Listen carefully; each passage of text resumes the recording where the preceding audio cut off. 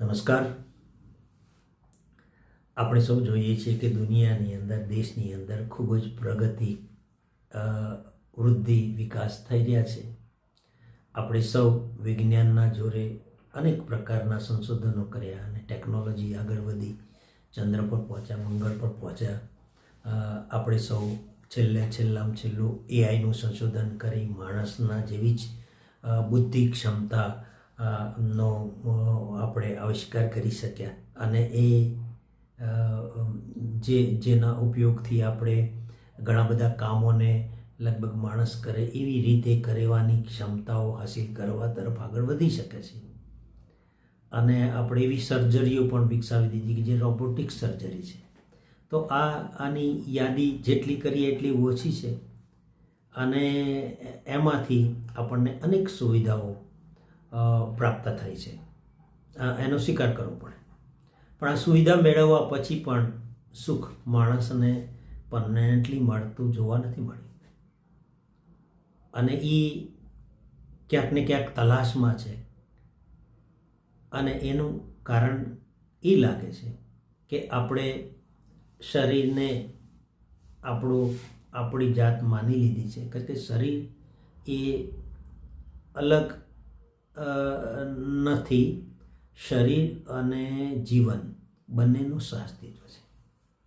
તો આ બંનેનું સહઅસ્તિત્વને સમજીએ નહીં ત્યાં સુધી આપણે આ પ્રશ્નોને પણ નહીં સમજી શકીએ. અને એટલા માટે આપણે કહી શકીએ કે આ જે જીવન છે આપણી પાસે, જે ચૈતન્ય પક્ષ છે, તેની અંદર ઉર્જા હાજર જ છે, જે આપણું મન, વૃત્તિ, ચિત્ત, બુદ્ધિ સ્વરૂપે, આત્મા સ્વરૂપે આપણી અંદર એ અક્ષય બળ સ્વરૂપે હાજર જ છે, જે આપણને વિવેક આપશે, વિજ્ઞાનને હેન્ડલ કરવાનો વિવેક આપશે અને જેનો ઉપયોગ કરીને આપણે આપણી જે મર્યાદાઓ જે વિજ્ઞાનના ઉપયોગને કારણે અતિ ભૌતિકવાદને કારણે ઊભી થઈ છે એની અંદર આપણે ક્યાંક બેલેન્સ કરી શકશું. માનવીય સંબંધોની અંદર પણ જે કંઈ મેં વાત કરી એમ સમુદાયવાદ છે, જે કંઈ સ્નેહનો અભાવ છે, જે સૌની અંદર જે એક પ્રકારનો સંવાદ હોવો પડે એનો અભાવ છે. તો એ ચૈતન્ય પક્ષને વિકસાવવાથી શક્ય છે. આપણે વિજ્ઞાનને વર્ગખંડમાં લઈ આવ્યા એટલે બહુ મોટો જમ્પ લગાવ્યો. એમ સેમ રીતે આપણે આપણા ચિંતનને, આપણા ચેતના મૂલ્યને આપણે વિકાસ માટે કામ કરશું અને એના માટે અધ્યયન કરશું અને આખા સહઅસ્તિત્વને સમજવા ટ્રાય કરશું. તો આપણને આ બધા પ્રશ્નોનું સમાધાન જળવાનું છે. માણસ છે એ જ્યારે એ શરૂ કરશે કે અન્ય વ્યક્તિ પણ, અન્ય મનુષ્ય પણ મારા જેવો જ છે, એ મારું સુખ પણ ચાહે ને એનું સુખ પણ હું પણ ચાહું છું અને એ પણ સાચું કરવા માગે, હું પણ સાચું કરવા માગું છું. એટલે અંતે તો બંને એક જેવા જ છે. આ ભાવ જ્યારે આવી જશે ત્યારે પછી પરસ્પર સ્નેહ, આદર, સન્માન જેવા ભાવો ચોક્કસપણે કાર્યાન્વિત હશે જ. તે આજે કુટુંબોમાં ઘણી હદે આવું છે પણ ખરું અને એથી આગળ જઈને સમાજમાં જાય, દેશમાં જાય, એની પોસિબિલિટી પૂરેપૂરી છે. તો આ સંવાદ આપણી અંદર રચવા માટે આપણે સૌએ આ જે વિજ્ઞાનને જેમ આપણે વર્ગખંડમાં લઈ આવીને ઘણી સમૃદ્ધિઓ તરફ આગળ વધી શક્યા. અલબત્ત એ ઘણી બધી એવી પ્રકારની સમૃદ્ધિ છે કે એ શરીરને સુખી કરવા માટે છે અને એ માટે આપણે બનાવી ગયા. હકીકતમાં આપણે આપણી અંદર ચેતના પણ છે અને જીવન પણ છે. એની રિક્વાયરમેન્ટને નથી સમજ્યા એટલે એના કારણે એમાંથી આપણને એક પ્રકારની જે ખામી અથવા તો આપણને કમ્પ્લીટનેસ નથી લાગતી. તો આ સહઅસ્તિત્વ પોતાનામાં કમ્પ્લીટ છે.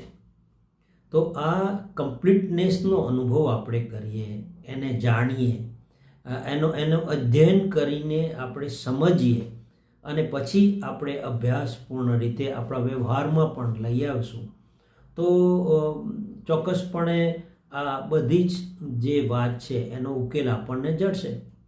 એટલે પછી આપણે પ્રાકૃતિક સ્ત્રોતોનો બી સમજપૂર્વક ઉપયોગ કરશું, એના સદુપયોગનું ધ્યાન રાખશું. આજે તો થયું છે એવું છે કે માણસને સમૃદ્ધિ જોઈએ છે. હવે સમૃદ્ધિની સીમા એને આકી નથી.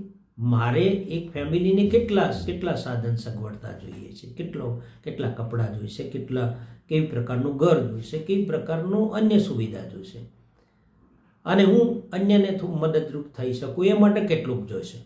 તો ક્યાંક એ પોતે પોતાની જરૂરિયાતને ઓળખવાની વાત થતી નથી. એટલે આપણે આ બધી જરૂરિયાતો અમર્યાદિત બની ગઈ છે. આ બહુ મોટો પ્રશ્ન છે. તો જરૂરિયાતોને પણ ક્યાંક ફિક્સ કરવી પડે.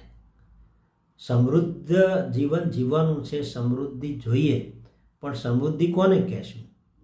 અમર્યાદિત જે આપણી વસ્તુઓને માંગ્યા કરશું કે કોઈ જગ્યાએ સીમા બાંધશું. તો આ વિવેક આપણી અંદર આ સહઅસ્તિત્વને સમજવાથી આપણી પાસે આવવાનો જ છે ને આવી જ શકે એમ છે. અને એ માનવીય સમજ આપણી અંદર આવે તો આપણે જોઈએ કે ઘણી બધી જે માણસ વચ્ચેની જે સંવાદિતા છે અને એકબીજા સાથે જે કંઈ આપણે વ્યવહારો કરીએ છીએ એ ઉત્કૃષ્ટતા તરફ જાય અને સરવાળે આપણે એમ કહીએ કે હકીકતે એક નિરંતર સુખ તરફ માણસ આગળ વહી શકે એમ છે અને એનો ફાયદો સૌ કોઈને ચોક્કસ મળી શકે એમ છે. તો મધ્યસ્થ દર્શનની અંદર આપણે જ્યારે આ વાતોને મુકાયેલી છે, ઓલરેડી આપણે એને સમજવા માટેની એક વ્યાપક એની અંદર સમજણ ઉપલબ્ધ છે. અને એને જો આપણે સમજી શકીએ અને સમજી લઈએ તો પછી આ આખા જીવન માટેની ઘણી બધી આપણી જે એ ભ્રમિતતા છે અથવા તો આપણું કોઈક અજ્ઞાન છે અથવા તો આપણને જ્યાં સ્ટ્રેસીસ છે જેને આપણે હેન્ડલ કરી શકશું.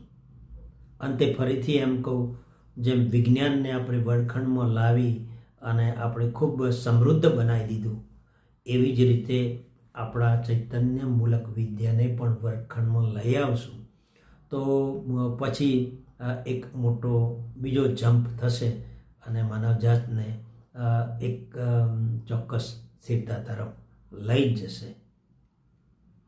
આભાર.